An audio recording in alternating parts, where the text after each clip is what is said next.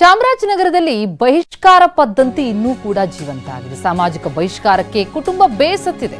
ಬೆಂಡ್ರವಾಡಿ ಗ್ರಾಮದಲ್ಲಿ ನಡೆದಿರುವಂತಹ ಅಮಾನವೀಯ ಘಟನೆ ಇದು. ಚೀಟಿ ಹಣ ಕೇಳಿದ್ದಕ್ಕೆ ಆ ಕುಟುಂಬಕ್ಕೆ ಬಹಿಷ್ಕಾರ ಹಾಕಿದ್ದಾರೆ. ಚುನಾವಣೆಯಲ್ಲಿ ವಿರುದ್ಧ ಮತ ಹಾಕಿದ್ದಕ್ಕೆ ಬಹಿಷ್ಕಾರ ಹಾಕಲಾಗಿದೆ. ಈ ರೀತಿ ಬೇರೆ ಬೇರೆ ಕಾರಣಕ್ಕೆ ಕುಟುಂಬಗಳಿಗೆ ಬಹಿಷ್ಕಾರ ಹಾಕಿದ್ದು, ಬಹಿಷ್ಕಾರದಿಂದ ಬೇಸತ್ತು ಆ ಕುಟುಂಬ ಆತ್ಮಹತ್ಯೆಗೂ ಯತ್ನಿಸಿದೆ. ಆತ್ಮಹತ್ಯೆ ಯತ್ನಕ್ಕೂ ಮುನ್ನ TV9 ಸಂಪರ್ಕಿಸಿತು ಕುಟುಂಬ. ಬಳಿಕ ಈಗ ಆತ್ಮಹತ್ಯೆಯ ನಿರ್ಧಾರವನ್ನು ಕೈಬಿಟ್ಟಿದ್ದಾರೆ ಆ ಕುಟುಂಬದವರು.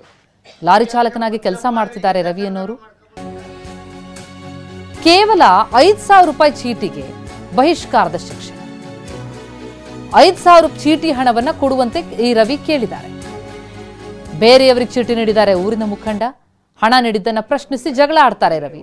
ಅದರ ಬೆನ್ನಲ್ಲೇ ನಡೆದಂತಹ ಚುನಾವಣೆಯಲ್ಲೂ ಕೂಡ ವಿರುದ್ಧ ಮತ ಹಾಕ್ತಾರೆ. ಊರಿನ ಮುಖಂಡನ ವಿರುದ್ಧ ಮತ ಚಲಾಯಿಸಿದ್ರು ಅನ್ನೋ ಕಾರಣಕ್ಕಾಗಿ ತಮ್ಮದೇ ಸಮುದಾಯದ ಕುಟುಂಬಕ್ಕೆ ಬಹಿಷ್ಕಾರ ಹಾಕಿದ್ದಾರೆ.